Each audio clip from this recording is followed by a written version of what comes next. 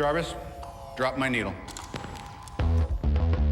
Hello, this is the hardcore legend Mick Foley, and if you are interested in listening to idiots, you came to the right place. Have a nice day. Woo! That's an attention getter. He's a very strange young man. He's an idiot. What we're dealing with here is a complete lack of respect for the law. Oh my God, he's an idiot. You know, of course, that you're out of your jurisdiction. Personally, I think you're an idiot.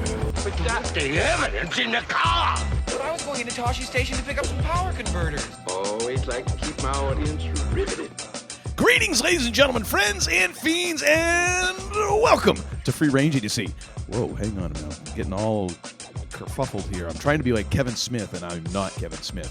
Okay. The podcast about everything, but mostly just the stuff we like. Today, as is our wont from time to time, we're going to dive into a pair of albums and give you our thoughts, opinions, and recommendations. This time around, we're matching up two iconic bands who defied the odds to hold together through drugs and drama before coming out the other side with comeback albums in their middle-aged dad eras. It's Glimmer Twins versus Toxic Twins and Aerosmith versus Stones in this episode 179. Sure, you can call it a comeback. Steel Wheels versus Permanent Vacation. I am your Uncle Todd, and with me, as always, is the man who spent a year and a half as a roadie for a Stones cover band, and his liver has yet to recover. He has been my partner in Idiocy for over 2 decades and once matched Steven Tyler steak for steak at a roadhouse in Topeka, Kansas. I give you the man they call Tim.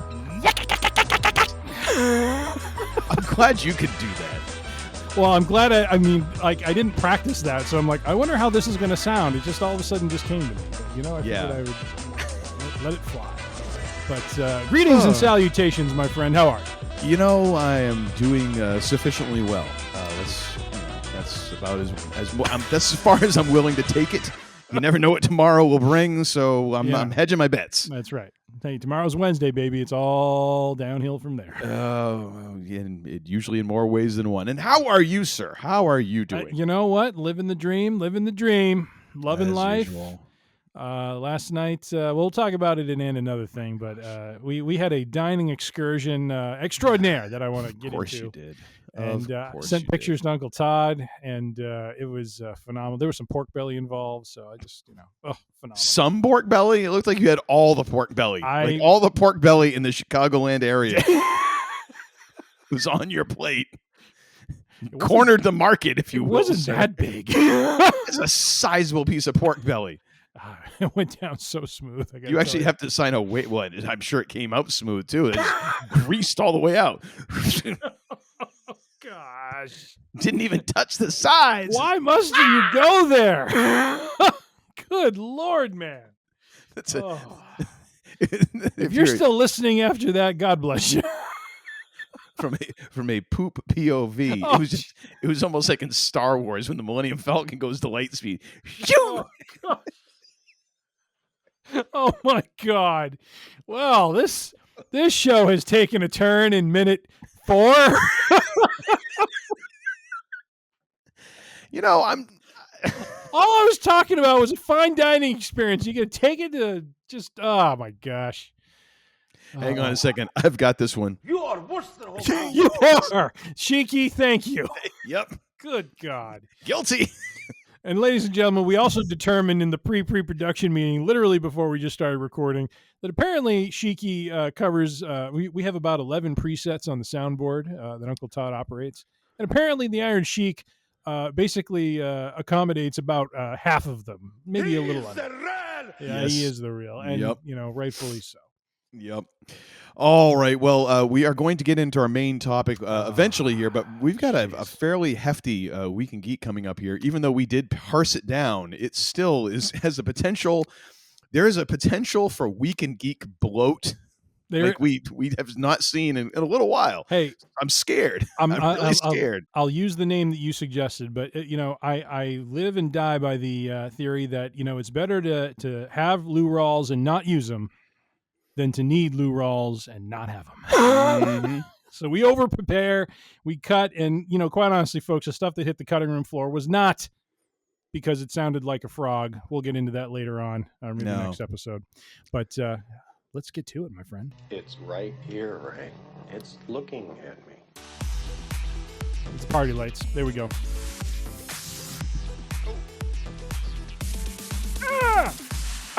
So funky. Like right at the end, we got to do that. Oh, my back. Oh, my gosh. Getting to that point. My baby. neck, my back, Getting to my that neck point. and my back. I was $100,000. Oh, my gosh. All right. Well, If you're going to bring up Debo, I mean, we got to have at least one other Friday quote. that is true. That is true. Well, we are, ladies and gentlemen, already. I mean, can you believe it? We went from Uncle Todd just kind of jumping in out of nowhere into the fantasy draft to week 4. Are we a quarter of the way through this? Maybe, a quarter of the way? I think so. I feel filthy. I feel dirty. I feel used. All the things. But how, sir, before we get to my wonderful, floppedness that happened yesterday with my team, how did you do, sir? I sucked. No two ways about that one, folks. Got a crusty, good God. Here's the thing. This is one of those weeks where it was just like there is literally nothing I could have done. I could have made 2 substitutions. So I had an off week from is it Najee Harris? Yeah, Najee Harris. Who now this thing is completely back.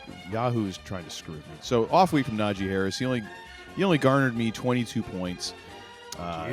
Yeah, 54 receiving yards, 13 rush attempts. Like nothing too spectacular there.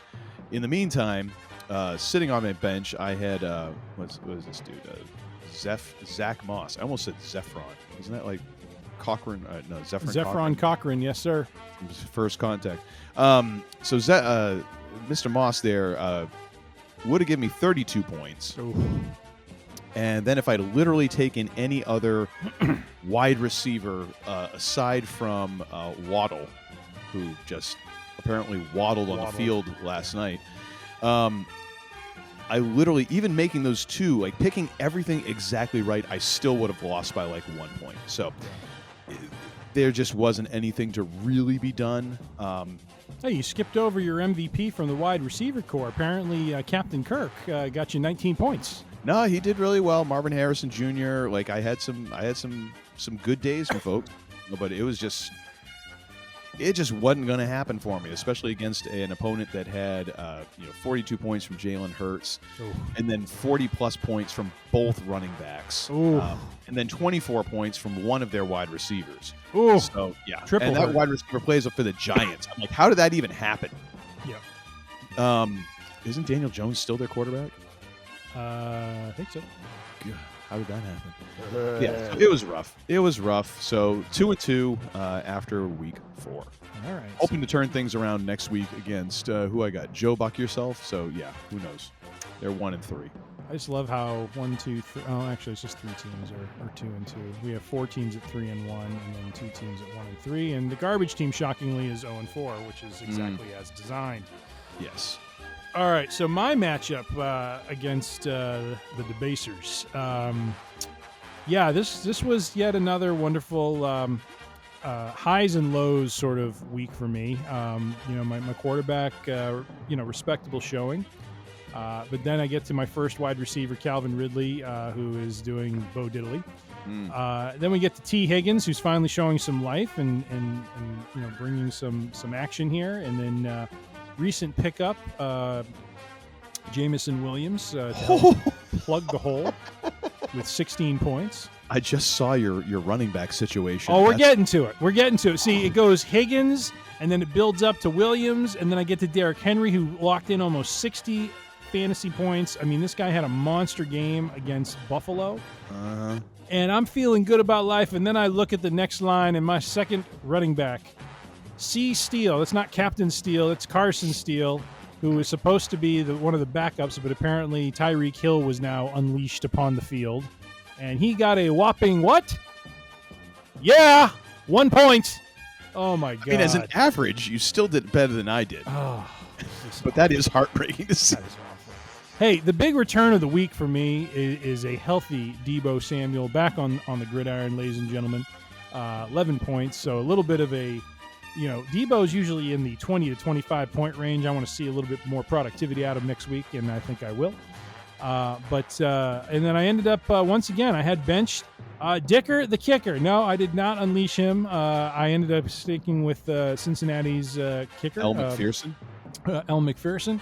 And then lastly, Pittsburgh did me dirty. 5 points. Just awful. I'm thinking of substituting Kansas City in, who got a whopping 7 points. But nonetheless, I suffered, and I had a running back, Zach White, who had 20 points, which had I actually played him, would have made it a tie with the team that I lost to. So this one, just felt wonderful from top to bottom. Tyler Lockett, who was on my bench, who garnered here. Let me pull this up real quick. Garnered and if you started Kansas City's defense. There's your win. Yep. So just some not so great moves have left me even Steven at 2-2. I am in 6th place with 688 points for. And Uncle Todd is in 5th place with 773 points for. So we are neck and neck, sir. We are no one is better than the other right now. I was sitting high on the hog, on the undefeated. Wait a minute, I got more points for. That's why I'm a spot above you. So don't say we're like one isn't better than the other. Well, I'm slightly just different. just had to throw that out there. Record-wise, ladies and gentlemen, he has pork belly induced dysentery. Like he doesn't know what he's saying right now. You don't understand how good that pork belly was last night. Oh, Nelly. Yeah, I don't want your plumbing bill. Good God. Well, I did go to the office today, so that's their issue. Tim, you can't come back in for a while. We had to shut down the floor. We have a major plumbing issue here. We had FEMA call. Even with everything that they're doing right now, they're sending a team. Normally, those pipes are made for water to flow through. There's fat. There's just fat, ladies and gentlemen, just flowing through there. What's going on there? Oh, good Lord.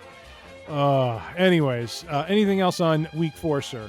No, I'd rather forget. All right. Are you still with us in this season? Are you regretting coming back to fantasy football, or are you enjoying the ride?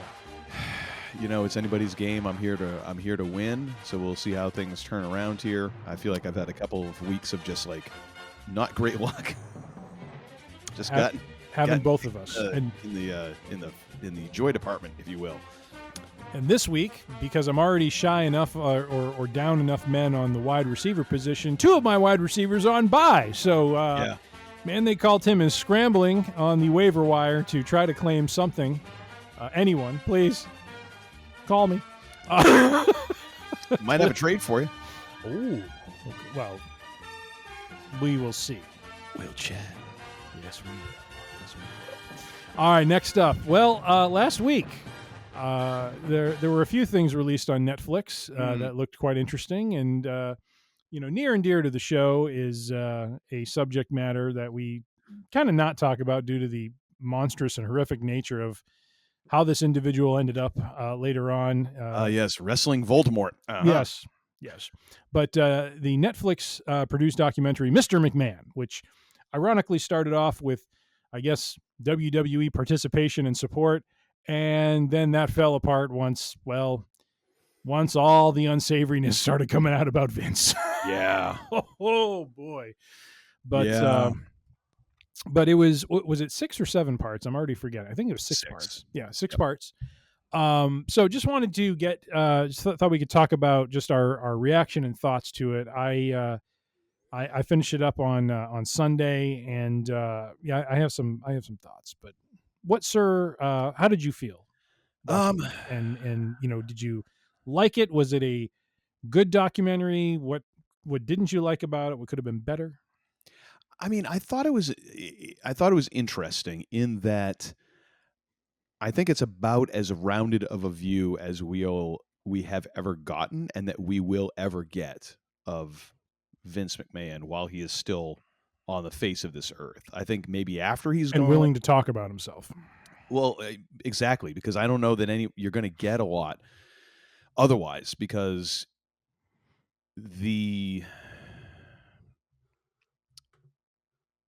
just by virtue of how much control he's exerted over people's lives and careers, there's either going to be people who are going to absolutely want to elevate him or bury him. So getting that like actual true view of the entire person, I think is really difficult, especially if that person isn't participating. And now, I mean, there's no way that this dude is ever going to participate in anything like this ever again. Yeah. So I think this is about as good as it's going to get. I thought it was really, at times, and I think we both felt this way, where it really became like a history lesson of WWF, WWE. But then I think we both came to the same realization, like, well, it has to be, because it's so intertwined. Like, this guy is the company is him, and the story of the company is his story, because this is what he poured everything into. I thought it was very interesting, the times, especially towards the end, when there was disagreement, like asking him, what are the differences, what are the similarities between you and the character Mr. McMahon? Oh, nothing at all. And everyone else is like, either, well, it's Vince, but with the volume turned up, or it's like Bruce Pritchard, like they're the same person. Yeah. Literally saying, like, because he has cut promos on me in real life that sound exactly like what he cut in the ring. Yeah. Like that sort of thing. And I'm like, it's very interesting. And especially coming from somebody who is a loyal soldier. I mean, Bruce is the loyalist of loyal soldiers. I think the stuff with Shane was very interesting. And there is that aspect of having to understand the entirety of the person, because we've taken our shots at Vince before all the really terrible stuff came out, and we thought the terrible stuff was just how he was misrunning his company. But you look at the totality of this person, and you really start to understand, like, people are complex, and everybody's experience with a person is not the same, and therefore it's really tough to get a view of the totality of a person. I think they did about as well as they could. I mean, my God, this thing has been in progress for like 4 years. It seems, and it seems like they had to keep putting it off, because it's like, well, here's another thing that we need to add in. Oh, here's another thing that we need to account for. It's a doozy. It's a doozy. I mean, and it's a deep dive. So if you're not a huge wrestling fan, actually, even if you're not a huge wrestling fan, I think that this would be an interesting watch. I definitely agree with that. I think it would. I mean, I agree with what you were saying, but I think that point in particular, I think for the uninitiated, I think this was probably a very good primer to, really the history of WWE and Vince's impact on the industry. I thought they did. I mean, if you don't mind me transitioning to my thoughts, but I really, I think what we heard about his role in getting the company, I mean, I never really got a clear sense of, the story of how he came to ownership. They gave detail, but it wasn't, I don't know if it was a crucial detail, but it was interesting to me just to hear that part, because I really hadn't, I knew he had bought it from his father, but hearing kind of all the inner workings and how he and his father, worked together for a period of time, you just didn't really hear about a lot of that. And then, for those of us who are initiated, we know about Vince's run on the territories and how he went out and purged talent, and, he had the vision to go national. I thought it was really interesting, Cody saying, and again, it's, we see where the business is now, and we see everything Vince has accomplished, or the company has accomplished through Vince's vision. But it was so interesting when Cody said, he's like, yeah, I talked to Dusty about it, and Dusty was like, oh, there's no way it's going to work. Like going national like that. It was interesting how Dusty Rhodes, who in and of himself was considered a visionary of the business, with the matches, with the events, that he put together, looked at going national as just kind of this Everest that would be too much. And maybe it was too much, for him and the resources he had and what he knew of. Yeah. And Vince was just more of a risk taker. And I mean, it sounded like if WrestleMania didn't go well, Vince was done. He put everything into WrestleMania. And so like that detail was really interesting. As I texted you, I mean, I think it made sense that so much of the history of WWE was tied in with him because of the fact that he is a workaholic and this was his whole life. And so a lot of his life gets told through the company and what the, the choices he made about the company and where the company went. I loved the perspective they gave on, when they got to the point of the 90s and Eric Bischoff and WCW doing what they're doing, and you listen to Vince talk about it, and you listen to Eric Bischoff talk about it, and you listen to Vince talk again about how he was merely just trying to compete. And the interviewer's like, yeah, but aren't they competing with, you could just see the spin going on with Vince on that front. Like, it's okay if I, it's all right by me, but not for thee, that sort of thing. Seems like he has a bit of narcissism going on, wouldn't you say? A little bit. But it plays into what Paul Heyman has said before too about Vince doesn't like our universe. He creates his own, and he's not watching all of this other stuff. He's not going to pay attention to it until he has to, right. And then he wants someone to summarize it in 10 minutes so that he can then do his own version of it. And that's an area I wish they drilled into a little bit more. And I know it sounds petty, stupid, and maybe not important, but I've read in articles and I've seen in other interviews, those who are close to him, how little things like, people don't sneeze around him or cough around him because that is a sign of weakness. Like, I think he can't even stand it himself. Like, he gets ripped because he can't control it. And I thought that would have been interesting if they could have brought some of those details out and tied it into this aspect of his nature where he has to be in control. I see why they didn't, though.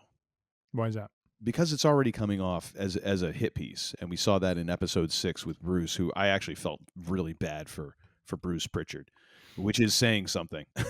I did and I didn't. I did only because I don't know that he knew the full extent of the avalanche that was coming and defended Vince to the hilt, and then afterwards is probably like, Let me just say one thing about that 2024 little bit with Bruce Pritchard. Yeah. I laughed when they started rolling the camera as he was sitting down, and he's like, and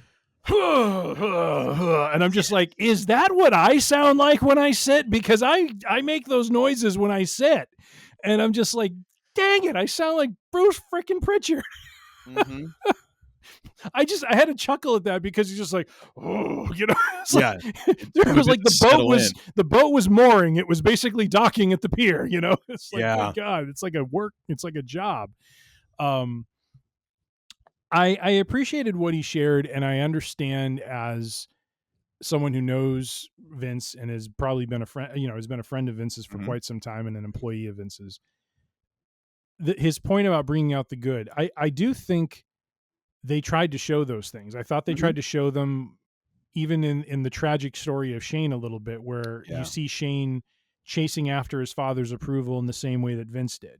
I thought it was touching what they showed after that match with, Vince getting emotional with him and the two of them hugging. And, I think they were fair in the sense that they did show the positives that they could. They did talk about the brilliance of him in the 80s and the vision that he had. I mean, I feel like they gave him his due in that regard.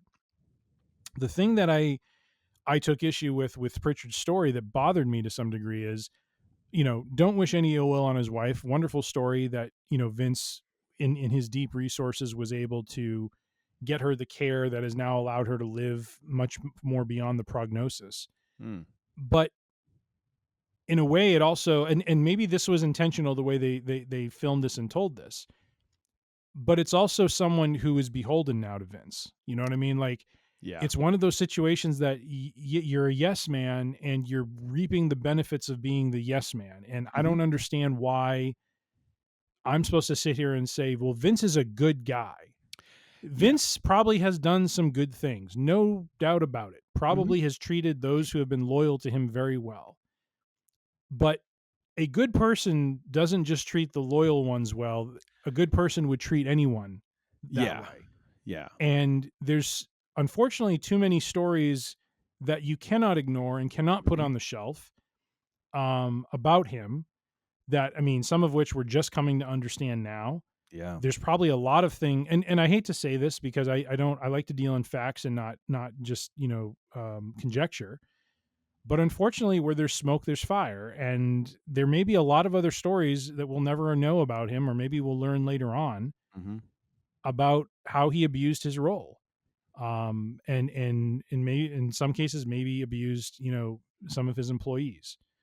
The one thing that I really wish they had maybe done a part 7 for, and tell me if you agree with this or not, but I felt there was a miss around, they talked about the struggle he had creatively in the 2000s because there was no more competition.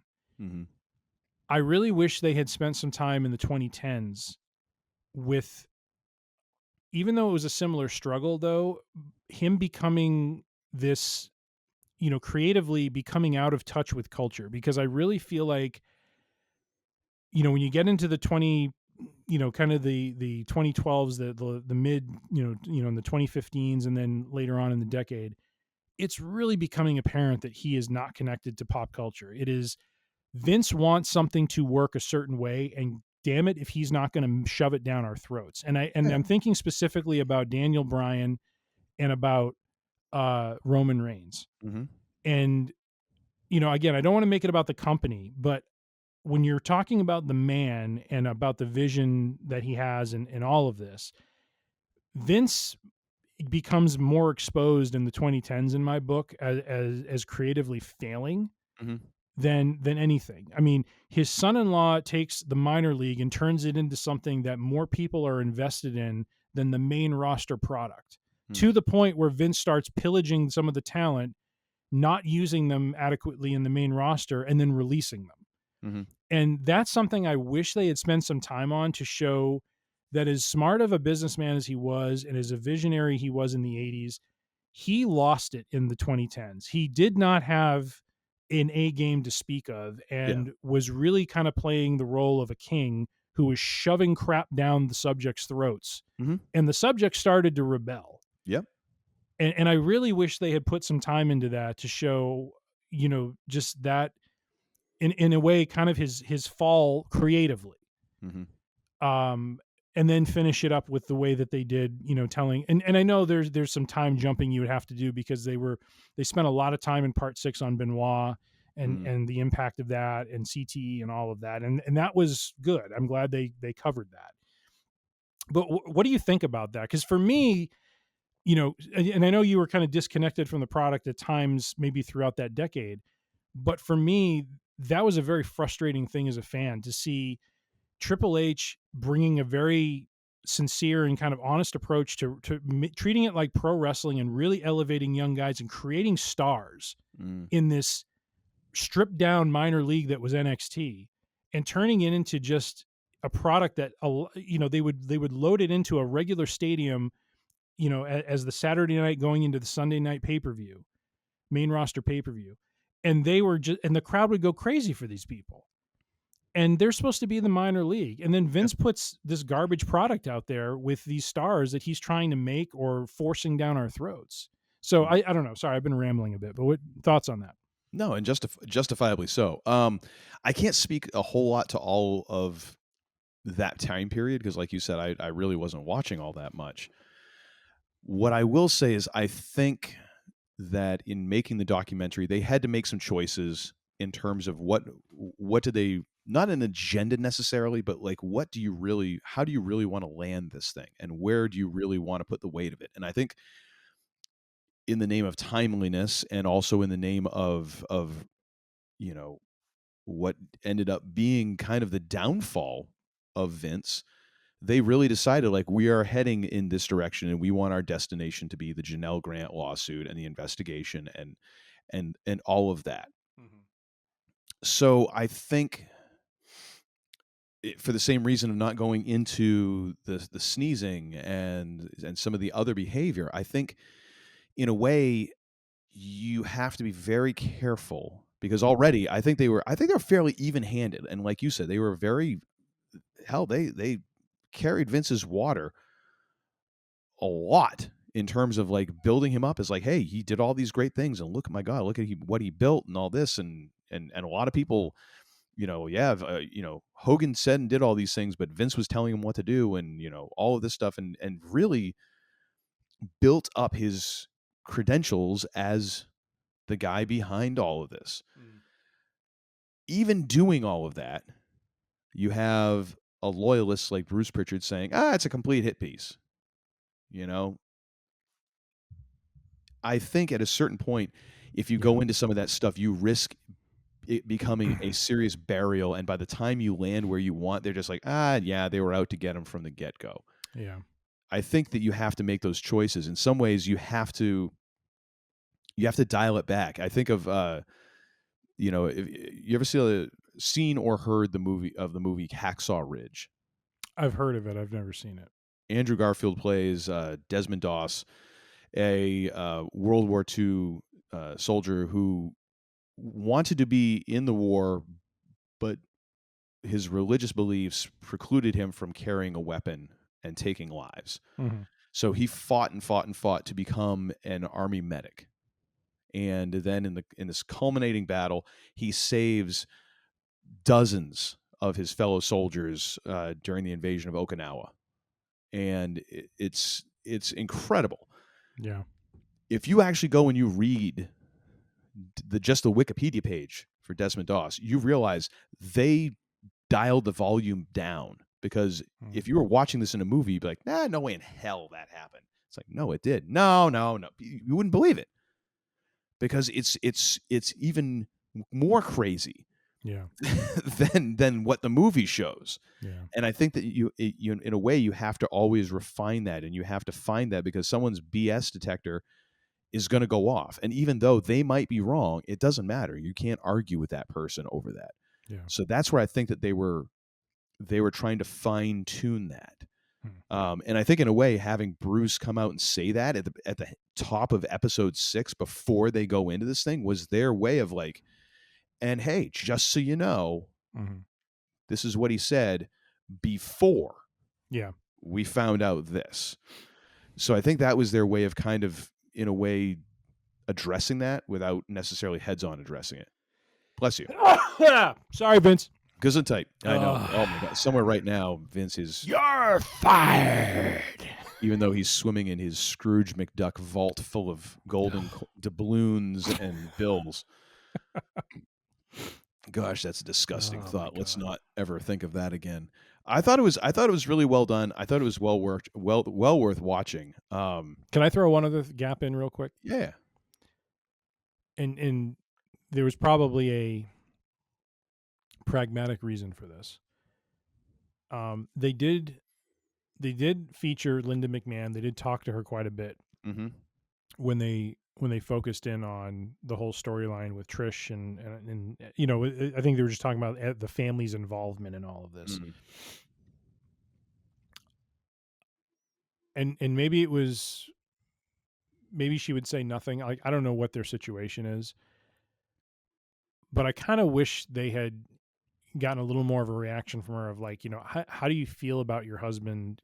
She did talk about seeing her husband, for that storyline, like she was sitting in a wheelchair pretending she was out of it. Yeah. And, he's making out with Trish or whatever, but they never mentioned the fact that they've been separated in this, did they? Because they've been separated for years now. Have they been? Okay. Cause I honestly didn't know. I wasn't sure. I remember that when this whole thing came out, I think that at some point it was mentioned that, Linda and Vince have been living separate lives for several years. Okay. And that was never mentioned. And now that I think about it, that's kind of surprising, unless that was maybe a condition of, them and signing up for like this. I said, in 2024, do I expect her to come back and talk about any of this? Probably not. Even if they are separated, I'm just wondering if there's some understanding around, her keeping whatever she's keeping, him doing whatever he's doing, and not dumping on each other, sort of thing. But I would have liked to have understood her perspective on some of this, because she, being his wife and being someone who has been like a business partner with him, it feels like a logical thing to say. Didn't mean to do the thumbs up there. Thumbs up, cheap pop. What was her thought on all of it? Like what's her feeling on all of this? You know what I mean? Like, it just feels like, your husband has kind of gone, off the deep end. What was your reaction to this sort of stuff? I don't know. Maybe I'm just maybe I'm looking for something that either one isn't interesting or two, it just isn't feasible given their relationship. But Yeah. it just felt like we had Linda, and then we had like episode like 6, and there was like nothing from Linda.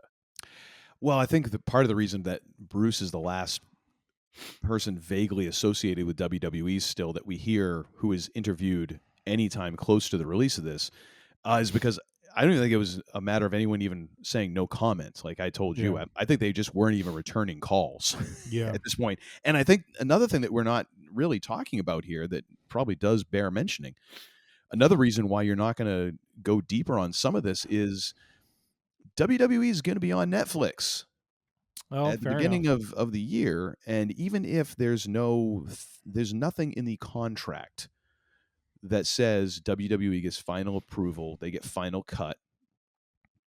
Obviously, I don't think they were going to give that to Vince. But even if that isn't in there, I'm sure at some point, at least before that episode 6, got cut, or in some way, shape, or form, this was shown to someone at WWE, if not Triple H. I would imagine somebody saw this, and maybe we don't know what footage is out there and what was not included because these interviews were much longer, I'm sure, than what was shown. Maybe some of that was like, hey, you got to take out all this stuff because it's not good for the company. It's not good for, and if it's Paul Levesque sitting there, hey, listen, it's not my family, but it's my family. And you're not going to, my wife doesn't need her mom, saying these things and reacting to this, you can't do this. You can't do that. Yeah. I could see that being a thing, especially where, in a way, like Netflix kind of holds the ball because they're like, hey, we're giving you $5 billion for this. But on the other hand, it's like, yeah, you gave us $5 billion. Do you want us to start using Netflix and storylines? I mean, do we want this partnership to go well?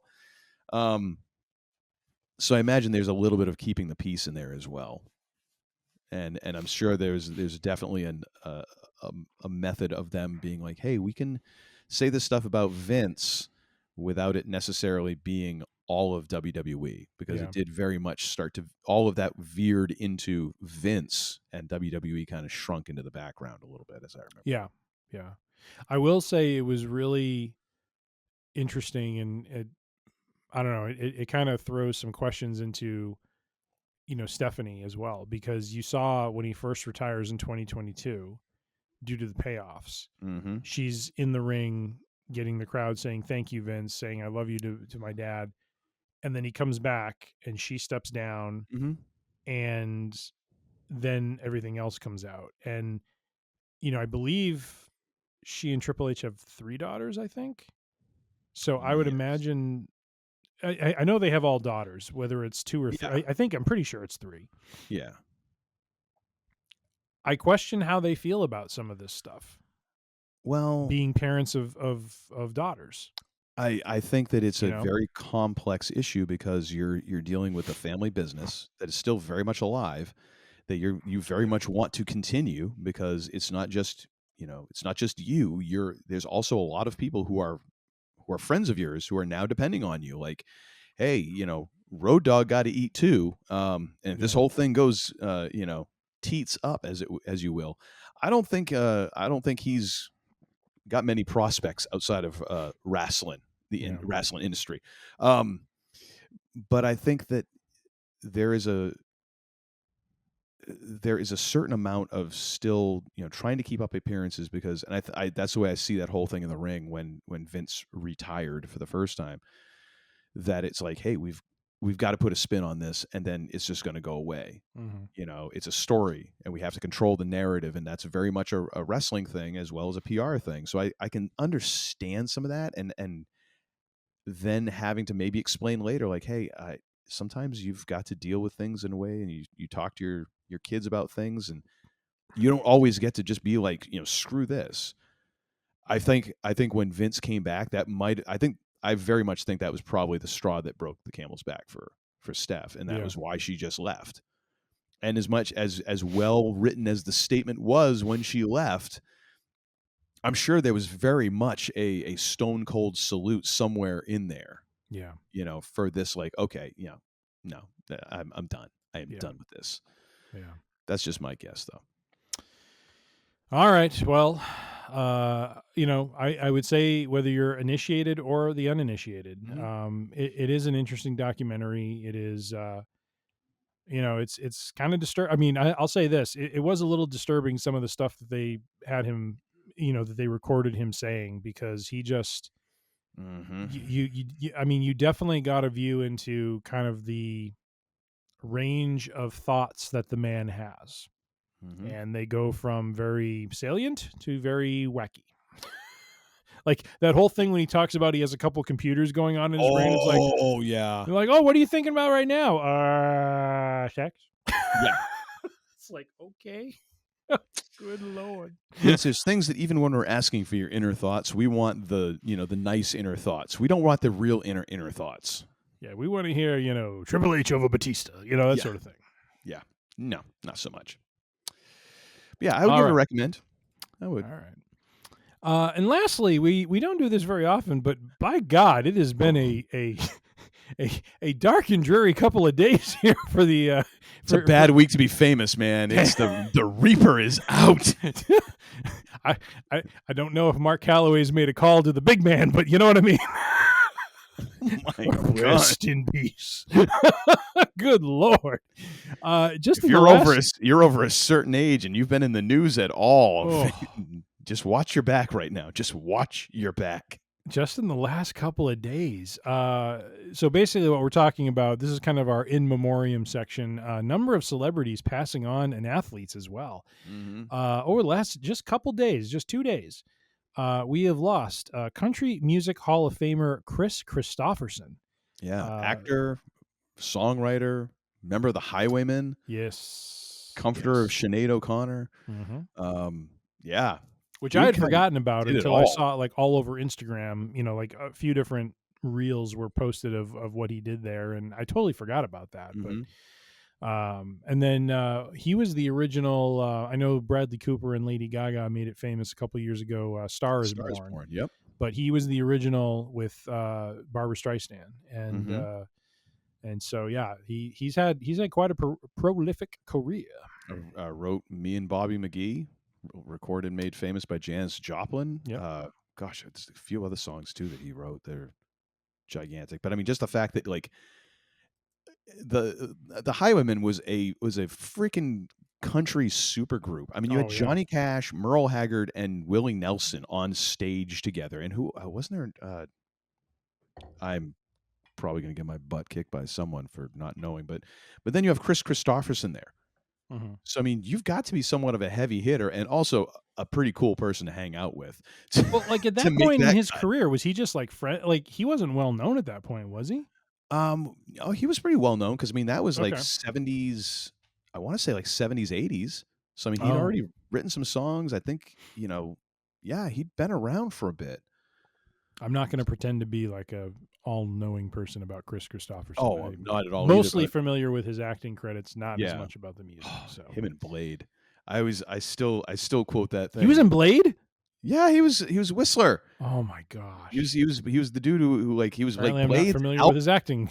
And at one point he had it was a flashlight that was like it was daylight, so you could use it on vampires. And Wesley Snipes like kind of heavy, and Chris Christopherson just looks at me like, but you're so strong. This real sarcastic face and tone.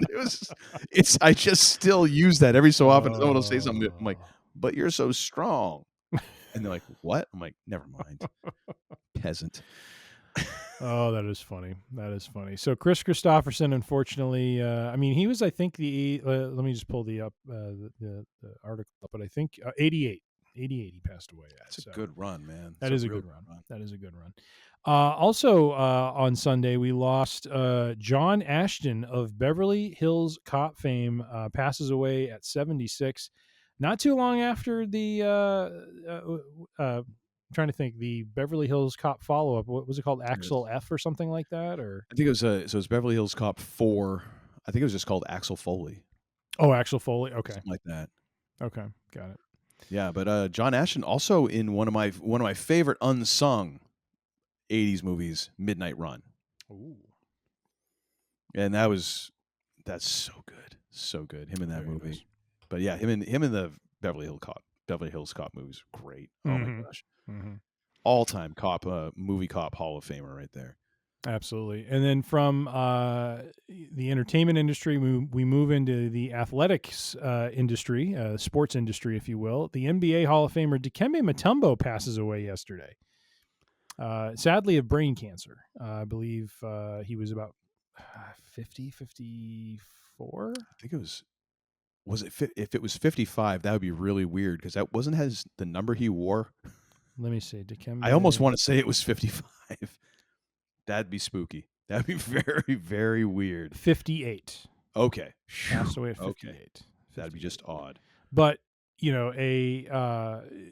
yesterday just saw so many tributes to him as a humanitarian and he was a powerhouse on the court. I was still very into basketball at that point. I'm not as much now, but back when he was playing in his prime, he was a force to be reckoned with. And from the articles I read, I was reminded, I believe he was, what was he, part of the Nuggets, I believe? Yes. I think that was the OG team he was with. He played it for a couple of teams, but they were the first, I think, 8 seed that made it into the conference finals, I believe. Could be. Something like that. Sounds vaguely familiar. So Dikembe Mutombo. And don't forget one of his other claims to fame. Apparently, he loved to walk into clubs and would just yell out, "Who wants to sex Mutombo?" Oh, jeez. I'm like, you know what? Maybe Vince should have tried that instead. I mean, he could have had a second career as writing a self-help book because right there, that's confidence. Like that's a dude right there who has got some serious confidence. Wow. Maybe an overdeveloped sense, but still, I mean, everyone's looking for a little help. Indeed. And then switching gears back to television, I like how you put this, Uncle Todd. TV Dad Hall of Famer John Amos. Yep. Passes away today. Mm-hmm. Oh my gosh! What's the rundown on him? Good Times, correct? If I'm not mistaken. Good Times. A bunch of he was a proper actor too. Like John Amos was no Roots. I think he played an adult Kunta Kinte, and I'm trying to think what else. Good Times. He was in Die Hard 2. Die Hard 2. One of the best parts of Die Hard 2. And he was in I don't know if you've watched this whole series, but he was the Secretary of Defense in The West Wing, and a hard-nosed one at that. I haven't seen. Oh, sorry, maybe not Secretary of Defense. The general who is present at the president's cabinet table. He was always good for those roles, man, because he's just one of those people like Fred Thompson. Yes. Yes. Who, I mean, managed. I think he got rack 'em, pack 'em, and stack 'em, baby. Wasn't he? Wasn't he a? He was in Die Hard 2 as well. Yes, he was. But I mean, wasn't he a senator? Yes. I mean, what was his qualifications? I had to do a double gravitas, dude. Where you're as a high school student, I'm flipping through, or college student flipping through, and I see on C-SPAN Fred Thompson. I'm like, wait a minute, this is the guy from Die Hard. What the heck's he doing on this? That was the NASCAR commissioner from Days of Thunder. What the hell? Holy moly! And you're gonna drive together. That's right. I'm going to take your cars apart for 300 laps, and then I might let you back out in the racetrack if you can put them back together. Indeed. But in West Wing, he starts off with a very kind of tenuous relationship with the president, played by Martin Sheen, and then over the seasons, they form a bond, and they become more simpatico. But he's man, that guy just knows how to play. Don't F with me. You know what? Here's the thing. If you're not going to cast Edward James Olmos as the Admiral, give me John Amos as Adama. The guy scares me when he talks. Like, he doesn't even have to have a bad look on his face. He's just like, go get me some cheese. You know, I mean, it's like, okay. Yes, sir. Yeah.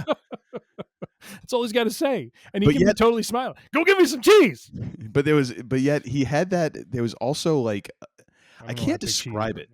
There was you have a thing for cheese right now. You don't need any cheese for like the next 6 months after that pork belly you had the other day. By the way, last night had a great fried mozzarella appetizer. Gosh. Just saying, baby. So you're just trying to bind yourself up after like, emptying yourself out for a couple days. That's bind great. and flow. Bind and flow. Talk about me earlier in the show. Dear Hey, God. you started it. I'm just going to keep the ball rolling. The only man in the greater Chicago area who has a seatbelt on his toilet. Ramming speed. Actually, a 5-point harness. Your wife hears that. It's like, I'm leaving the house for a while. Open a window. Oh my God. Light a candle. No, don't light a candle. The fumes, the whole place will go up.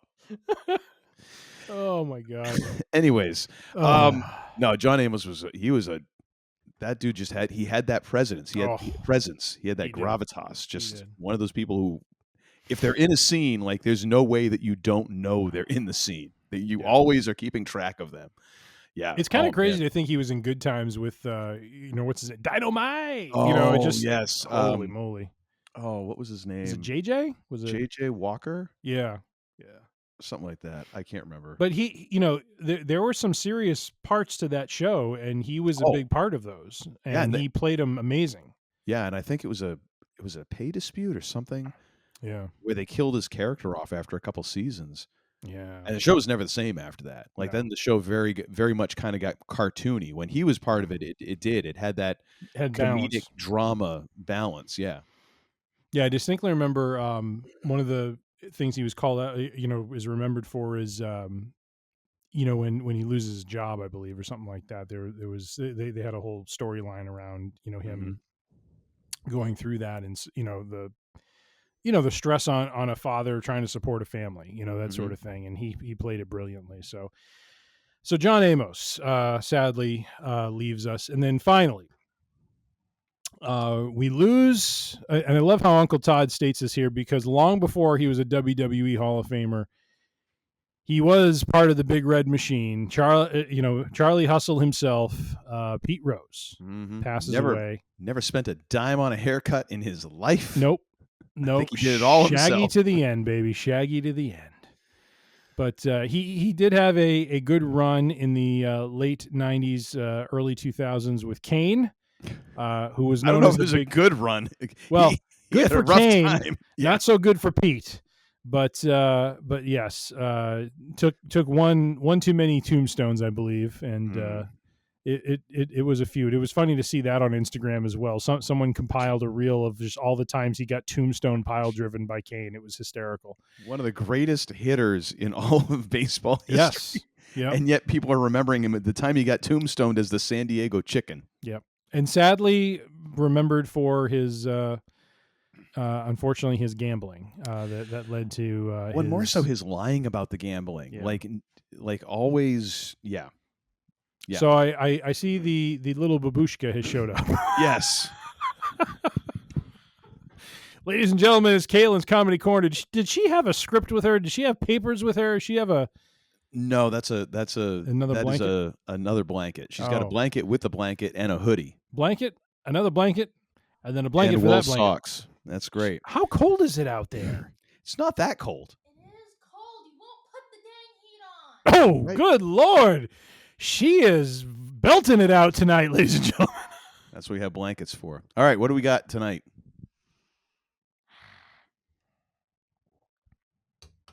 I thought she was going to give us her... Served on a silver platter. Oh, wow. What'd she say?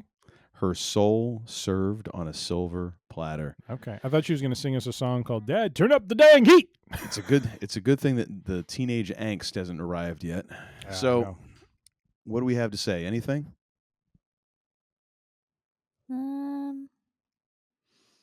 Any Star Wars jokes? Not really. And that's why we pay her the big bucks, folks. Ba-na-na-na-na-na. All right, you going to bed? All right. Good night. Love you. See you in the morning. Bring an extra blanket in. It's good for you. It builds character. I'm glad you said it builds character and it's not like, oh, it puts hair on your chest. What? Mom said she's going to take me shopping on Thursday. So if I did get another Funko Pop, would you support that? we'll talk about it later. Wait. Funko Pop from what brand are we talking here? She is looking for the Arcane Funko Pops. Arcane. Is that a show? Good night. Love you. It is. It is a Netflix show. Oh, okay. I am Anyways. tightly bound to the pop culture of the day. You are. You're All right. Well, anything else on Pete Rose? It has been somewhat, I don't know if this is the right term to use, but a murderer's row, so to speak. Sorry. I'm sorry. It's a lot of talent here that we've lost. It's sad. wow. No. Okay. Well, I figured I would try. All right. Well, on that awkward and probably not very funny note, that is your Week in Geek. Bye. Alrighty then. I'm here all weekend, ladies and gentlemen. So now to pull ourselves out of that depressive nosedive, let's talk about some music. All right. So yeah, we've got 2 albums here, which I got to admit, I suggested this one because we have 2 bands essentially almost a mirror image of each other in terms of instrumentation. You get 5-piece bands, lead singer, dueling guitars, bass, drums. And I always kind of thought of Aerosmith as the American version of the Rolling Stones. And both of them kind of had a bit of a career renaissance, if you will, in the late 80s to early 90s. And specifically, these 2 albums were their comeback albums, if you will. I didn't realize that it was a shorter hiatus than it was for the Stones. I didn't realize it was only 3 years between albums for them. Aerosmith very quite a bit longer, and even longer so when you are dealing with like the original lineup, because they at one point, half the band was not part of Aerosmith anymore. So but both of these kind of served as a reintroduction and a reboot and kind of a comeback for both bands that then led on to some pretty good success. I think Aerosmith definitely had the lengthier second prime, if you will, than the Stones. However, the Stones, they made all the fracking money once they did the Steel Wheels tour. Ever since then, every tour they did was just gigantic and just would make all the money.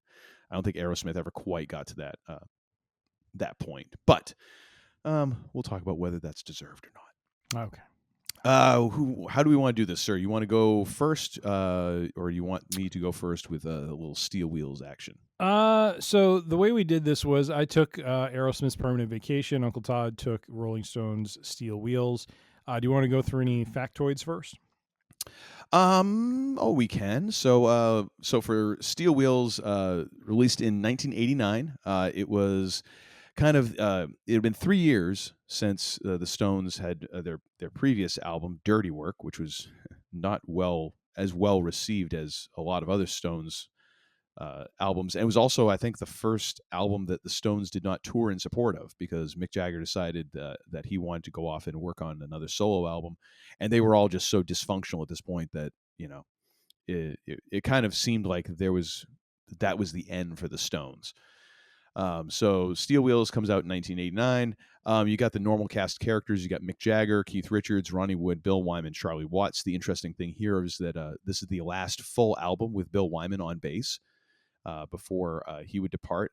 There's 2 songs, I believe, on their following album that he had recorded parts for, but he was at that point gone from the band.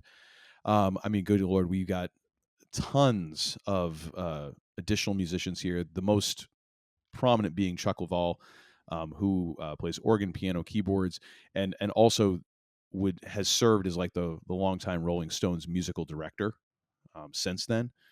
I mean, sold a buttload of albums, man. 2 times platinum in the U.S., 3 times platinum in Canada, gold in the U.K., platinum in Australia. Even though it wasn't exactly well reviewed, it was definitely probably the biggest Stones album in the latter part of their career. It's the last I think top 10 Mixed Emotions is the last top 10 single that they have had in the U.S., even though they've recorded several albums since then. This was their 19th studio album, just to give you an idea how long those boys have been together. And yeah, it was kind of the patching up of Mick and Keith, the Glimmer Twins. Yeah, I'll get into my overall opinions of it, but the middling reviews I think are just about right. Yeah. So yeah, 12 songs, 53 minutes, and yeah, that's about all I got to say about Steel Wheels. All right. On the other side, Aerosmith's Permanent Vacation. I don't have numbers for how many years it was since their last album. I did not prepare in such a fashion. Let me take a peek while you're talking. But yeah, the lineup, as folks may well know, for Aerosmith: Steven Tyler, Joe Perry, Brad Whitford, Tom Hamilton, Joey Kramer. It was interesting on this album, and same for Steel Wheels. There's a number of other musicians that are listed as well for across all the various songs on it.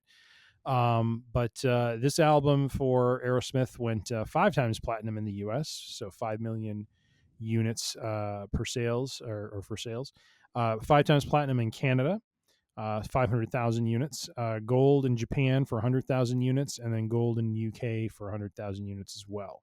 Ragdoll, Dude Looks Like a Lady, and Angel all became major hits. All 3 charted in the top 20 and helped Permanent Vacation become the band's greatest success in a decade. The album peaked on the US Billboard 200 at 11, peaked at 16 in Canada, 37 on UK albums, and 42 in Australian albums. I don't know if that's good or not, but that's where it landed. It is the 9th studio album by the band at that point in time. It was released on August 25th, 1987. Album marks the band's shift to a pop metal sound that they would maintain up until 1993's Get a Grip, which I believe Uncle Todd will touch on later on. And it was their first time employing songwriters outside of the band instead of featuring songs solely composed by them. It was also the first Aerosmith album to be promoted by heavy music video airplay on MTV. That is kind of an interesting point. This is the start of Aerosmith as music video stars. Like they created some very iconic. Yeah, thank you. Just like I'm thinking a lot about the Alicia Silverstone ones that they did for Get a Grip. Yep. From Permanent Vacation, they did Dude Looks Like a Lady. Love in an Elevator was another one. Mm-hmm. It was just they just went on a tear. Like this started the momentum for them that really just took off. And made Aerosmith just a powerhouse throughout the 90s. And so this kicked it all off.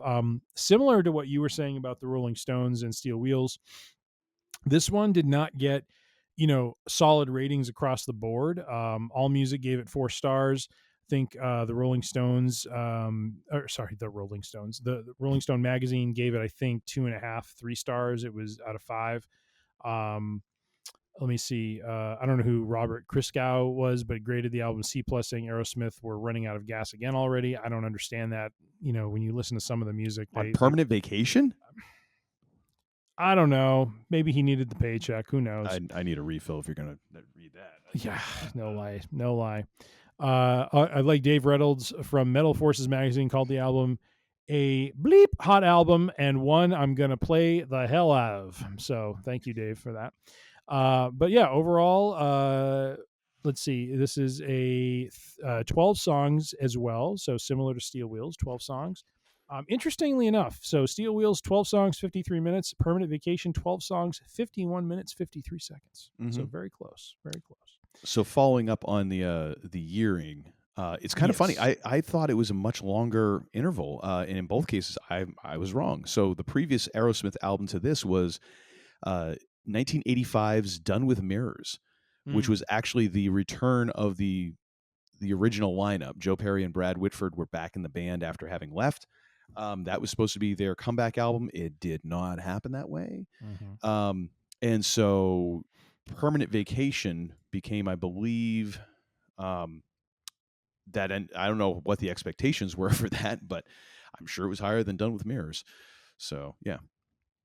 Nice. Nice. All right. So what we did, as we are ought to do with Album 1-on-1, is we each listen to the respective album. In past ones, I've tried to listen to both albums, so I have a sense of what, kind of Uncle Todd is talking about when he brings up certain songs. However, this time I did not. So I've only listened to Permanent Vacation. Did you? I mean, you've listened to Permanent Vacation before, I assume. Let's see here. Hang on one second. Yeah, I've listened to it a time or two. A time or two. Okay. Okay. Very nice. Thank you. You now have your music creds, your album creds. You have the vinyl. I love that album, man. I part of the reason so that we divvy these up, and I don't think you really had an opinion one way or the other, and I've always been an if we're drawing things up and there's like, oh, you're a Beatles person or an Elvis person. If there's Aerosmith and Rolling Stones people, I'm an Aerosmith person. So I was pretty adamant when we talked about this that, and this is bad on me, I suppose, because I need to broaden myself. I have just never liked the Rolling Stones. And it's not because I've sat and listened to albums and said I hate this. It's just I've heard some of their music, like their hits on the radio, and I'm like, I cannot get into this. It just grates on me. Yeah. So I kind of just don't, like, I know they're an iconic band. I know they mean a lot to a lot of people, but just to me, their music just doesn't connect with me for some reason. So this is how we went, because Uncle Todd is the braver soul than I. I did not want to suck it up and listen to Steel Wheels, but I had heard Permanent Vacation before. It'd been a long time since I've listened to it. And so it was a very refreshing re-listen to that album. So the funny thing is, like, I've always been an Aerosmith guy. However, I've come to appreciate much more the Rolling Stones. You're better than I. I mean, it's not a matter of being better. It's just I feel like through the years I've managed to connect enough dots to make me appreciate what they're doing. Okay. Because originally I just like I think I bought the first Rolling Stones album I bought was like if I wanted to go through the vinyl collection, since it's over here to my right, I could find it for you. But it was like a live, and I think it was called Still Life, and it was a live album, and it had Start Me Up on it, and that was the reason why I got it. And I think I only got that too because it was like my third time joining the Columbia House Records. Yeah. As Juan maybe that time, or Phil, I don't remember. They all lived at my house, and so I had 12 albums coming. Glad you're confessing to your larceny. Yeah. Statute of limitations has run out, but that's what Vince said. So I was sorry, I was wrong. So I was getting like 12 albums for a penny. So I was like, all right, fine, I'll try this one. But then having gone through the years, listening to a lot more blues, like I used to listen to a lot of Steve Ray Vaughan, a lot of Eric Clapton, that kind of era of blues, and then going further back and okay, now let me get into Muddy Waters, let me get into Howlin' Wolf, let me get into Lightnin' Hopkins, let me get into some of the guys who were the guys before that, getting into B.B. King and also Albert King and Freddie King and all the listening to that, and then hearing that in the Stones music, as well as listening to or reading Keith Richards' autobiography, watching his documentary, and understanding just how much they, or especially he, kind of processed that and took it in and tried to incorporate it, and their reverence for it. Like there's a video on YouTube you can see of like the Rolling Stones showing up to a Muddy Waters show in like this dive bar in Chicago. And like, you can tell they're there because they love the music, like, and they talked several times about like versions of their songs that they would, of like a Muddy Waters song. They're like, we couldn't do it as cool as Muddy, so we just sped it up and tried to get by on energy, because like we can't be as cool as Muddy Waters.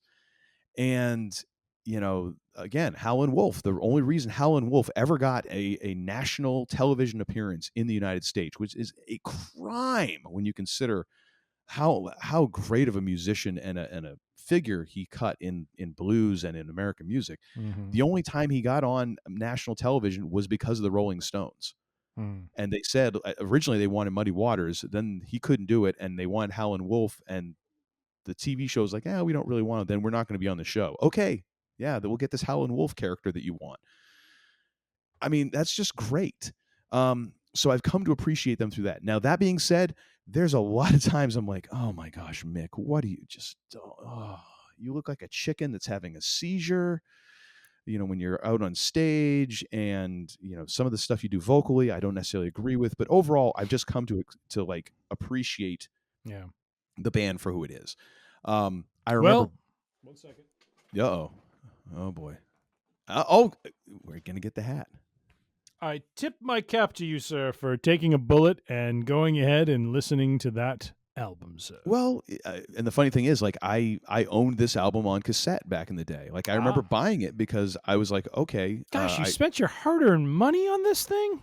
Yeah, because again, this might have been Columbia House again. But okay, well, that's understandable. It was, when Mixed Emotions came out, like that song, I was like, wow, this is cool. Like, this was kind of the first Stones song beyond like a couple of the classics that I'd heard that I'm like, I like this. Yeah. And it sounded fresh. Like, that was the thing. Like, I think what was this album especially was like, ooh, it's the Stones. And now having listened to more of their catalog, like, oh, I'm like, it's the Stones, but it's got a newness to it. There's a freshness. It's not just rehashing. Like, oh, this is it's got some life to it. And so that just kind of caught me. So yeah, I bought the cassette, and I know I listened to it a couple times. I think I after I listened to it maybe the whole way through, I was just skipping to to the songs that I liked. Yeah. But I did own this at one point. So it was kind of interesting going back and hearing it again, after 30 some years. Yeah. And kind of revisiting that. So it was a fun little musical archaeology project, if you will. Nice. And the interesting story behind Permanent Vacation for me was it probably was the first, if I could call it, like rock / heavy metal album that I owned on cassette. I remember my uncle gave it to me for Christmas. I was 11 or 12.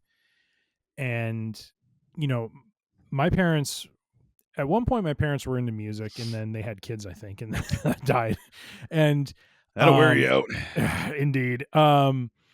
So my music sensibilities were just not developed at all at that age. I was just kind of like learning. And so this was the first like real album I listened to. And it was funny when I started listening to it again on Sunday, because there were some deep-seated memories that got kicked up when I was listening to some of these songs, and I'm like, oh my gosh, I remember where I was listening to this for the first time. I remember where I was listening to this one for the first time.